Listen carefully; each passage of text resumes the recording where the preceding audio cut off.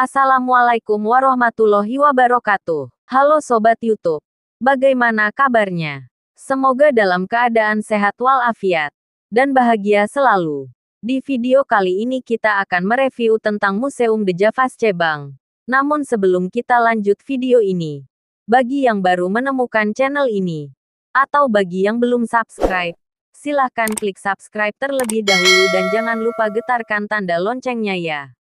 Jika Sobat YouTube sedang berada di kota Surabaya, atau berencana berlibur di kota Surabaya, tidak ada salahnya Sobat YouTube mengagendakan diri untuk berkunjung ke salah satu gedung bersejarah peninggalan kolonialisme Belanda yaitu Museum The Javas Cebang Surabaya. Wah, ada apa saja ya di sana? Salah satu gedung tua bersejarah yang menarik untuk dikunjungi di Surabaya adalah Museum The Javas Cebang. The Javas Cebang adalah bank sentral Hindia Belanda yang merupakan cikal bakal berdirinya Bank Indonesia. The Javas Cebang menjadi tempat untuk mengetahui sejarah perbankan di Indonesia. The Javas Cebang, atau disingkat DJB, berdiri pada tanggal 24 Januari tahun 1828 atas perintah Raja Willem I. Dimaksudkan untuk mengatasi masalah keuangan dan perekonomian pemerintah kolonial Hindia Belanda setelah bangkrutnya VOC. Sejak pendiriannya, DJB memiliki hak istimewa atau oktroi untuk bertindak sebagai bank sirkulasi. Dengan demikian, DJB memiliki kewenangan untuk mencetak dan mengedarkan uang gulden di wilayah Hindia Belanda. DJB merupakan bank sirkulasi pertama di Asia. The Javas Cebang membuka cabang di Surabaya pada tanggal 14 September tahun 1829, dan diresmikan sebagai kantor cabang pertama dari 20 kantor cabang The Javas Cebang yang tersebar di Nusantara. Pada 1904, bangunan asli yang menempati plot dihancurkan dan dibangun kembali dengan alasan modernisasi, menempati lahan seluas 1000 meter persegi. Bangunan ini dirancang dari kantor pusat The Javas Cebang di Batavia, dengan arsitektur neo-renaissance dan ragam hias Jawa. Dalam keterangan yang tertera di dalam museum disebutkan bahwa gedung ini dirancang oleh Biro Arsitek Amsterdam. Dibangun dengan detail artistik yang menawan. Gedung ini memancarkan kemegahan dengan atap tinggi dan jendela besar yang khas dari periode arsitektur itu. Bangunannya didesain lebih ramah terhadap iklim tropis di Indonesia. Setelah The Javas Cebang dinasionalisasi pemerintah pada tahun 1951. Pada tahun 1953 hingga tahun 1972 gedung ini menjadi kantor Bank Indonesia Perwakilan Surabaya. Pada tahun 1973, gedung ini tak lagi digunakan karena kapasitas gedung tidak cukup memadai untuk melakukan kegiatan operasional Bank Indonesia. Setelah Bank Indonesia pindah, gedung ini juga sempat dipinjam oleh bank-bank lain. Lalu, pada tanggal 27 Januari tahun 2012, gedung ini ditetapkan sebagai cagar budaya. Dan sejak saat itu, bangunan bekas The Javas Cebang telah berubah fungsi menjadi Museum Bank Indonesia atau lebih dikenal dengan sebutan Museum The Javas Cebang. Museum The Javas Cebang di Surabaya ini sudah menjadi tempat umum yang bisa dikunjungi setiap orang tanpa memerlukan surat izin kunjungan. Untuk bisa menyusuri setiap ruangan di museum ini, pengunjung hanya perlu mengisi formulir registrasi di lobi depan sebelum pintu masuk ruangan. Pengunjung mengisi nama dan data diri singkat lainnya. Setelah itu tanpa adanya tiket, pengunjung bisa langsung masuk ke dalam Museum The Javas Cebang untuk melihat-lihat seluruh koleksi museum. Tidak banyak staf dan juga tour guide yang bisa menemani kalian selama berkunjung. Kebanyakan hanya akan diberikan arahan pintu masuk dan kalian akan mengeksplor museum itu secara individu. Museum ini memiliki 3 lantai. Lantai 1 dulunya merupakan basement. Kemudian lantai kedua dulunya adalah ruang kantor dan lantai 3 dulunya adalah ruang arsip tapi hanya 2 lantai yang bisa dikunjungi. Lantai 1 atau basement juga merupakan pintu masuk pengunjung yang ingin melihat isi museum. Masuk ke ruang basement sebelah kanan adalah ruangan koleksi harta budaya. Di lorong sebelah kanan terdapat beberapa rak tinggi yang berisikan piagam perhargaan. Piala yang didapatkan oleh gedung ini. Ada juga kumpulan foto-foto bangunan gedung-gedung The Javasche Bank. Kemudian masuk ke ruangan lebih dalam lagi. Pengunjung akan disuguhi kumpulan mesin-mesin kuno, seperti mesin penghitung dan penyortiran uang, komputer dan mesin ketik jadul, mesin penghitung uang logam, mesin pemotong kertas dan mesin pres. Di salah satu sudut ruangan terdapat koleksi sepeda tua yang mungkin dulunya pernah dipakai untuk berangkat kerja oleh pegawai bank.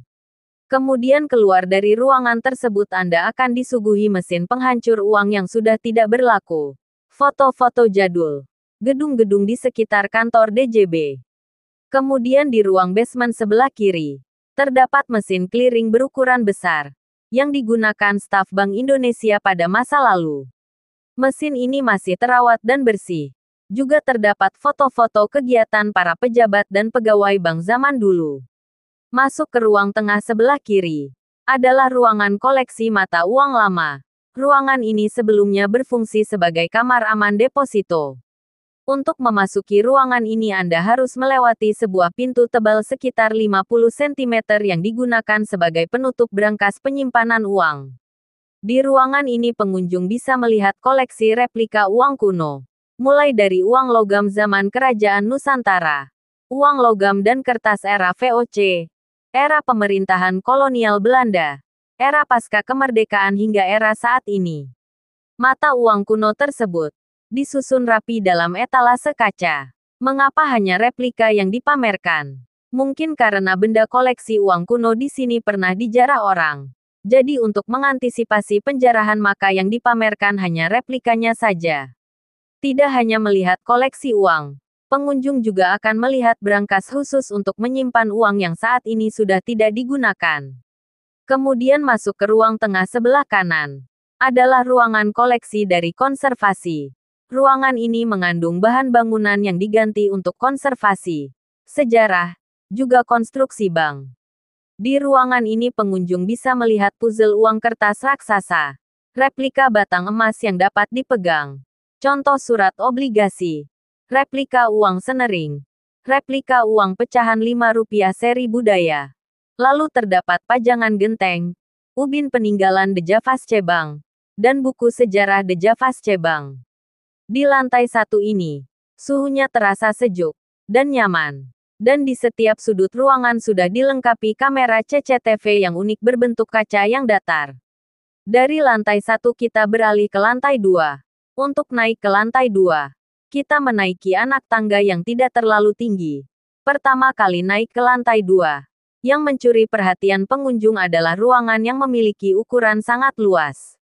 Sejak Bank Indonesia berpindah gedung, lantai ini disulap menjadi ruangan yang berfungsi untuk menyelenggarakan berbagai event seperti pagelaran musik, pameran umum, pameran lukisan, dan bisa juga digunakan sebagai tempat pemotretan prewedding. Di sebelah kanan ruangan terdapat catatan informasi tentang Gubernur DJB, foto-foto gedung kantor pusat dan kantor cabang DJB di seluruh Nusantara. Catatan sejarah mata uang dari zaman kerajaan, zaman kolonialisme Belanda, zaman pendudukan Jepang, zaman setelah merdeka, hingga zaman sekarang. Metamorfosis logo Bank Indonesia, foto Gubernur Bank Indonesia dari masa ke masa. Kemudian di sebelah kiri ruangan, dekat dengan jendela terdapat meja etalase kaca yang tingginya sekitar 130 cm. Di dalam etalase kaca itu benar-benar difungsikan sebagai media penutup barang yang ada di dalamnya, sehingga bisa dilihat 360 derajat. Salah satu meja etalase terdapat 2 buku, yang sengaja dibuka. Buku pertama adalah Gedeng Book yaitu buku kenangan atau buku peringatan DJB, bertahun 1828. Terdapat gambar foto dari Presiden The Javasche Bank. Kemudian pada buku kedua terdapat gambar uang kertas seri Cowan. Kemudian pada etalase lainnya terdapat miniatur dari bangunan Museum The Javasche Bank sebelum dan sesudah direnovasi. Terlihat detail dari bangunannya, serta susunan dari jalan luar bangunan.